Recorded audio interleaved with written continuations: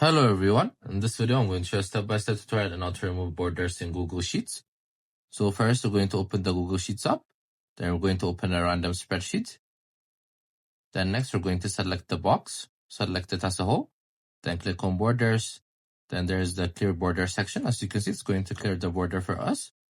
So that's how you do it. If you want to put the borders back up again, you're going to select it all, then click on borders, then click on the first link.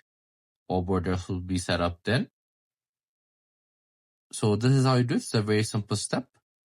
As I told you, we also have different videos in our how to tutorial playlist. Make sure to check them out as well, as we've been posting daily. I hope you guys like this video. Subscribe for more, like for more, share for more. I hope to see you again. Goodbye.